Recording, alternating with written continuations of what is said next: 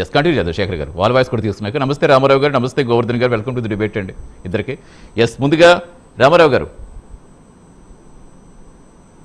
మీ voice మ్యూట్లో ఉందో sir check చేయండి.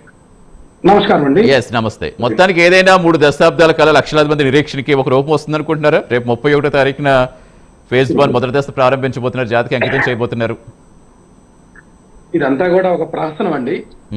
వాస్తవంగా ఈ ప్రాజెక్టు యొక్క ఆలోచన విధానం 1985 ప్రాంతంలో పశ్చిమ ప్రకాశం నాయకులు, ఏదైతే ఉమ్మడి ప్రకాశం జిల్లాలో ఉన్నటువంటి పశ్చిమ ప్రకాశం నాయకులు చేసినటువంటి ప్రపోజల్ ద్వారా అంకురార్పణ జరిగింది. అయితే 88 ప్రాంతంలో దీనికి సంబంధించినటువంటి ఒక ప్రాజెక్టు రూపకల్పనకు చేయాల్సినటువంటి ప్రాథమిక ఏదైతే ప్రమాణాలు ఏవైతే ఉన్నాయో వాటిని పాటించాలని చెప్పేసి ప్రభుత్వాలు ఆ రోజు ప్రభుత్వం మార్గదర్శకాలు జారీ చేయటం ఆ ఇరిగేషన్ డిపార్ట్మెంట్ జరిగిందండి. అయితే 94లో ఈ యొక్క ప్రాజెక్టు యొక్క ప్రతిపాదన మరలా ముందుకు రావడం, దానికి మరలా కూడా 96లో చంద్రబాబు నాయుడు గారి సహజమే కదండి, ఎక్కడైనా సరే ఒక ప్రాజెక్టు పేరుంటే ముందు పోయి అక్కడ శిలాఫలకం వేసి ఆయన తర్వాత ప్రాజెక్టుకు సంబంధించి నిధులు బడ్జెట్ లో కేటాయిస్తారు కానీ ఖర్చు చేయటంలో కనిపించదు సార్. ఇది చంద్రబాబు నాయుడు మార్క్ రాజకీయం ఏంటంటే బడ్జెట్ లో కేటాయింపులు ఉంటాయి ఎంతో కొంత అరకొర.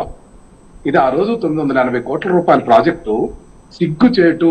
ఆంధ్రప్రదేశ్ లో వీళ్ళు మరలా మా చేతుల మీదుగానే మేము ప్రారంభోత్సవం చేస్తున్నాం, మేమే శిలాఫలకం వేసాం, మేమే శంకుస్థాపన చేశామని వితండ బాధన చేయటం ఇది సిగ్గుచేటు. నేనేమంటున్నానంటే మా నాయకుడు, దివంగత నాయకుడు వైఎస్ రాజశేఖర రెడ్డి గారు జలయజ్ఞంలో భాగంగా ఆ రోజు అంతకుముందు పాదయాత్ర సందర్భంగా కూడా చంద్రబాబు నాయుడు గారి శిలాఫలకాల దగ్గర మొక్కలు నాటి నిరసన వ్యక్తం చేసి అదే స్ఫూర్తితోటి ఆయన అధికారంలోకి వచ్చిన తర్వాత జలయజ్ఞం పేరుతోటి ప్రాజెక్టులన్నింటినీ కూడా పూర్తి చేయాలనేటువంటి దృఢ సంకల్పంలో భాగంగా టన్నెల్ 1ను రమారమి కంప్లీట్ చేయించినటువంటి అంశము మనం గుర్తు చేసుకోవాల్సినటువంటి ఆవశ్యకత ఉంది. శేఖర్ రెడ్డి గారు కూడా ఇదే విషయాన్ని చెప్పడం కొంతవరకు ఆయన రామారావు గారు మీరు అన్నట్టుగా ఒకటి, కాకపోతే ఇక్కడ శంకుస్థాపన ఎప్పుడు చేస్తారు, ఎవరు ప్రారంభించారు అంటే జనరల్ గా నేను ఇక్కడ ఒక పాయింట్ కూడా క్లారిటీ కావాలి కదా.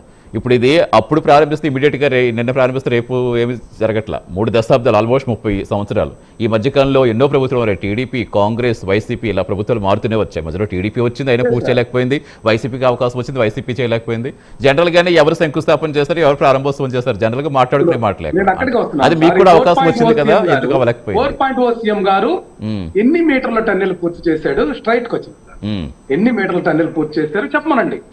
4.0 సీఎం గారు ఓపెనింగ్ చేస్తారు. ఇప్పుడు పులివెందుల ప్రాజెక్ట్ అంతే, అడ్డదారిని ఇప్పుడు అంటే మీకు అవకాశం వచ్చింది కదా, మీ హయాంలో చేసుకున్న మీకు కూడా మీకు క్రియేట్ వచ్చింది కదా. ఎన్ని మీటర్లు కంప్లీట్ చేశారు, ఎంత బడ్జెట్ కేటాయించారు వాళ్ళు?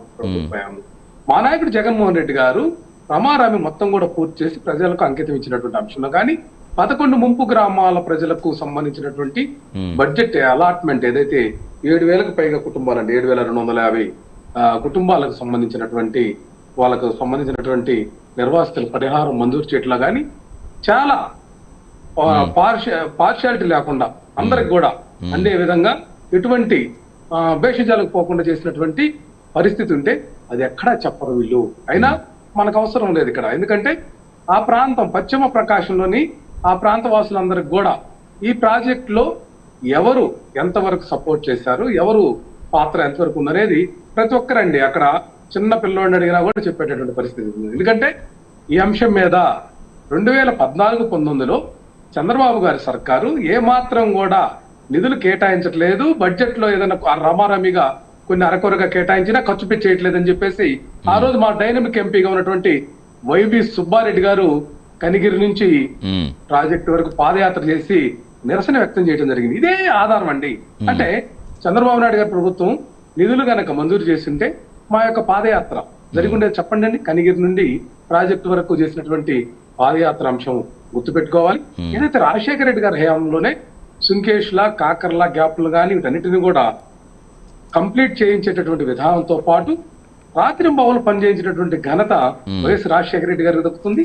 దాన్ని ఖచ్చితంగా కంప్లీట్ చేయాలనేటువంటి ఆలోచన విధానంతో జగన్మోహన్ రెడ్డి గారు ప్రయత్నం చేసి సఫలీకృతులయ్యారు. అయితే కరోనా ప్రభావం వల్ల కొంత పనులు కొద్ది గొప్పలు జాప్యం జరిగినందువల్ల పూర్తి స్థాయిలో కంప్లీట్ కాలేదు. వీళ్ళు 1% కూడా చేయనటువంటి వ్యక్తులు ఈ రోజు ఆ. శంకుస్థాపన ఆహా, చేస్తున్నారని అదే అదే చెప్పేసి ఎస్ ఎస్ రామారావు గారు ఇక్కడ వస్తున్న పాయింట్ వాళ్ళు ఏంటంటే డబ్బులు కాదు కాదు కానీ ఒక్క నిమిషం రామారావు గారు పరిస్థితి కంటిన్యూ కాదు. చేద్దరు కానీ కాదు ఒక్క నిమిషం ఇది కంటిన్యూ క్లారిటీ ఉంది సార్.